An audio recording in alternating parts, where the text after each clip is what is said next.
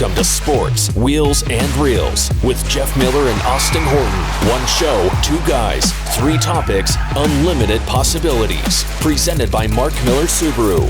Engage with us on social media or email us at podcast@mmsubaru.com. And now, welcome your hosts, Jeff Miller and Austin Horton. Here we go.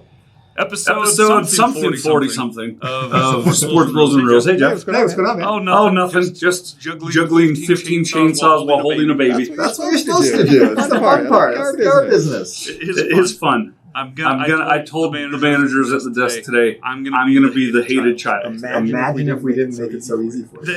Imagine if we made it hard. He's Jeff. I'm Austin. We're going to talk about the Jazz. We're going to talk about new Subarus that you can order from us today. Right now. Yep. And we're going to talk about cop shows coming up. Old cop shows. On Sports, Wheels, and Reels. We'll be right back. I'm Allison Leishman. I'm the Director of Development for Girls on the Run Utah. Girls on the Run Utah is an after-school running program, but more than that, it's a character development program. We teach girls how to be happy, joyful, accomplish goals, learn healthy habits, learn how to be kind, learn how to not bully, just improve their total character. You can learn more at our website, www.girlsontheRunutah.org.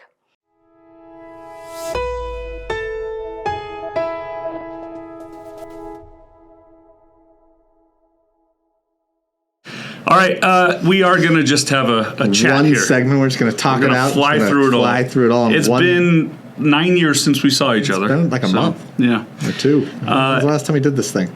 It was a while. It's been a while. It's good to be back. Lots to talk about. Did you bring my child any, what she calls pirate gold money from... Some Singapore money? Yeah, from Singapore. I probably have some somewhere. They have the coolest coins. The coins? Yeah. It's dollar coins. Looks like pirate coins. Yeah, they're It's cool. amazing. Yeah. So welcome back to home, and the Jazz don't know what they are. They're exactly what they're supposed to be. They are who we thought they were. No, they're exactly what they're supposed to do. The point of the season was to figure out who the cornerstones to build on were. And I think they figured that out. They figured out they're going to build around Markkanen. They're going to build around Kessler. They're going to build around Sexton. They're going to build around Obaji.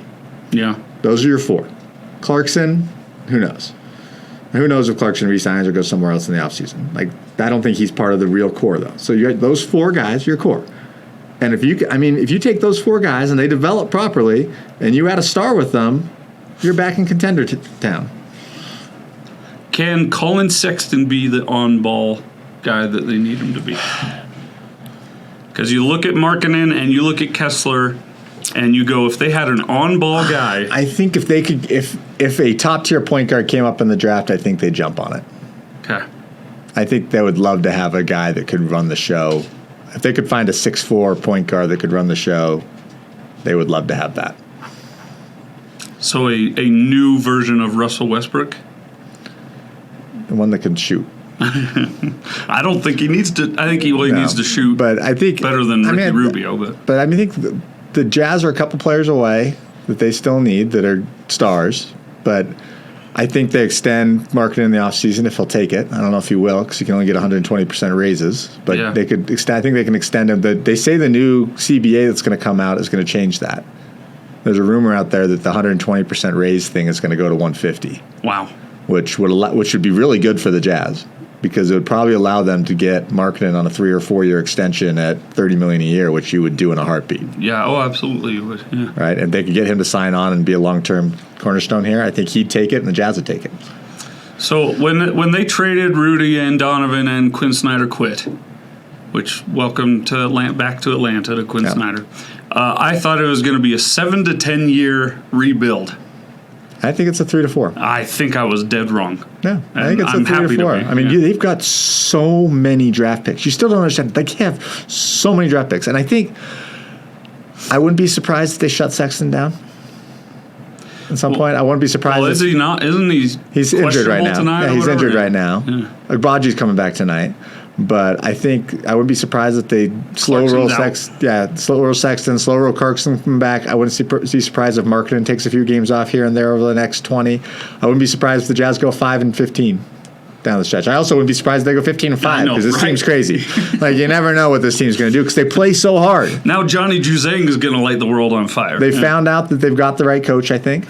Yes. I think they figured out that they got the right guy in that regard, and that's exciting for them. Let me ask you this, because I see these three things on social media all the time. Would you trade Laurie for Donovan right now? No. Would you trade Walker Kessler for Rudy Gobert? No. Would you trade Will Hardy for Quinn Snyder? No. Isn't that incredible? That's absolutely incredible. I think even though the Jazz are going to not make the playoffs, I think Danny Ainge should be Executive of the Year. Even though he can't be. Because Zanuck would be the guy? Yeah. Okay, well, Zanuck should be it then. Whoever Justin. the Jazz, but the Jazz guy should be the Executive of the Year. Justin's got the sweet spot of getting none of the credit but none of the blame. Yeah. Yeah. But I mean, I just think that they've set themselves up so awesome. And you think about it, if they say they don't bring any of these guys back from injury, I mean, this road trip they're going on, it's like 4 or 5 games, they're going to lose all 5 of them probably. I mean, you never know, though. Like, that's the thing. It's like you never know with this team. But on Apparently paper, the plane almost fell out of the sky yesterday. On paper, they should lose all of them. Yeah.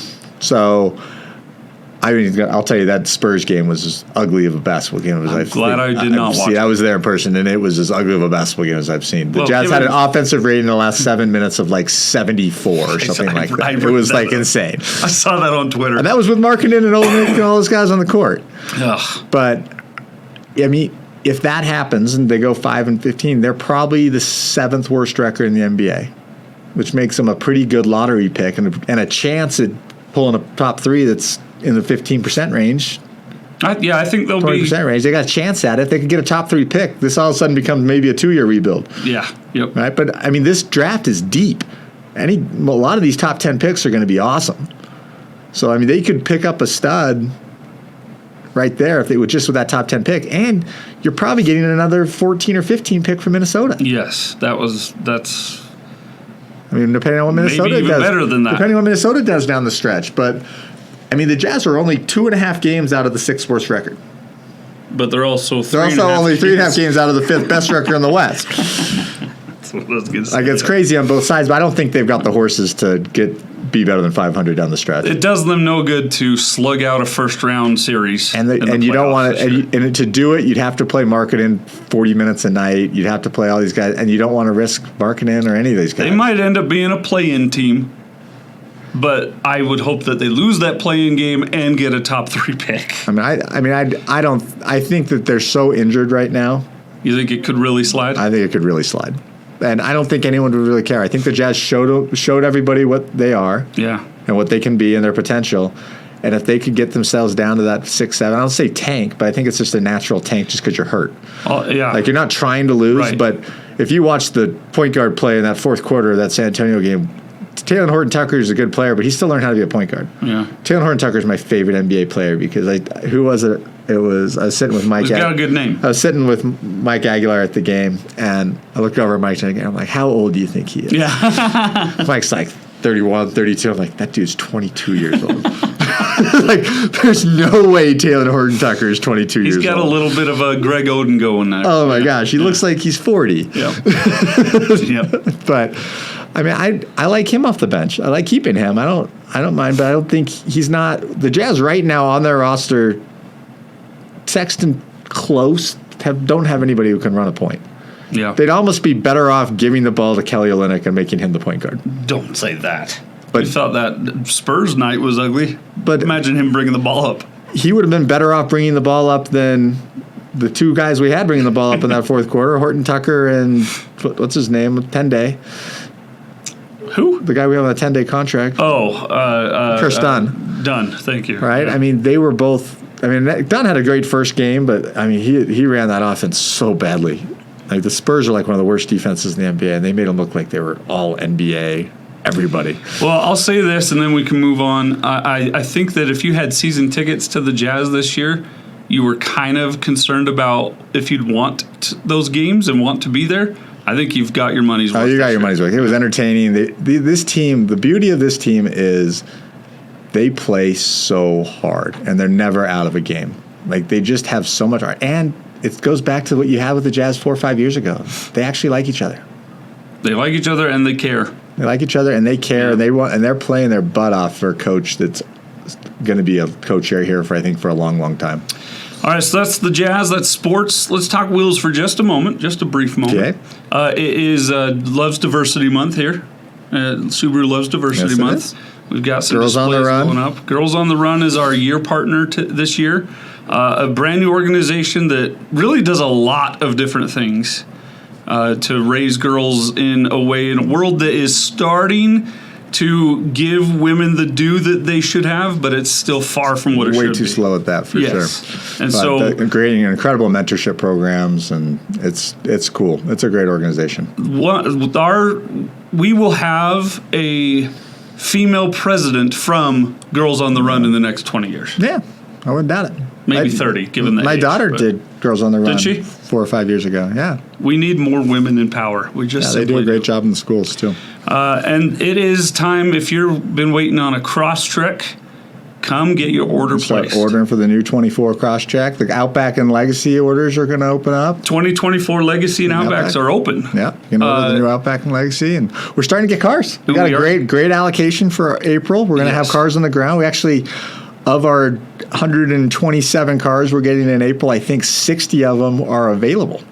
They're stock units, which we haven't seen in a while, like a non-sold order car. I've not seen that more than 5 times since I started. Stock cars. Well, we might actually have cars you can actually buy that are coming in April. Imagine crazy a world ideas. where there's cars. It's crazy It's ideas. fun. And then let's talk reels for a moment. Reels. I was telling them about my old school show I started watching, and it's a cop show called The Rookie. And a lot of people watch it. I think it's got like 5 or 6 seasons. I got a lot to watch still. It's like 20 episodes a season too. It's a lot of show. It stars the guy from the show Castle. Nathan Fallion the guy? or whatever his name is. That's the guy who's in it? Yeah, Okay. yeah. And that was like a fun mystery show. Now he's a rookie cop He's in a his rookie 40s or cop whatever. in his 40s. Has like a midlife crisis and decides he moves to LA to become an LA rookie cop at 45 years old. Like Is a and like his midlife captain's crisis. like 37. Well, like you think, but in the police world's young. Yes. Because in most police, gotta be. Yeah, in most police departments, it's a 20 year and out. Yeah. All right, so it's 20 years and you get full pension. And so if you started as a 22-year-old cop, you're generally captain at 40, 42 is like generally a young world. So to have a 45-year-old rookie is pretty funny. and it's like just the perfect amount of cheese, and I've just enjoyed it. And then I'll tell you, I've been showing my 4-year-old Phineas and Ferb. Okay. Have we talked about this? Have you seen Phineas and Ferb? I've seen Phineas and Ferb. She loves it, which is great news for Dad, because I love Phineas and Ferb. Perfect. It's amazing. So there's our recommendations. The Rookie. The Rookie. Is it still on TV? Or is it only in I haven't stream gotten now? far enough to figure that out, but I've just finished season 1. Yeah. I'm getting into season 2. I assume at one of these points during the season, he's probably not a rookie anymore, but he's still a rookie now. At some point, he becomes a sophomore or whatever you call it, second year cop. Yeah, and then you have to cancel the show. Yeah. I think he's still come rookie. He probably deals with other rookies, is my guess. And he gets to train he trains them. Yeah. That's the other 40-year-old midlife crisis. They're probably bringing like a 70-year-old. In a walker. Yeah. The night guard at the museum. All right. Well, that was a good show. Good show. It's good to be back. We'll get this thing going again. I got to go catch my chainsaws. He's Jeff. For Ashley, I'm Austin. See you next week. Until then, Utah by 5. Trust me. Bye. Oh, Employee Appreciation Day. Happy Employee Donuts. Appreciation Day.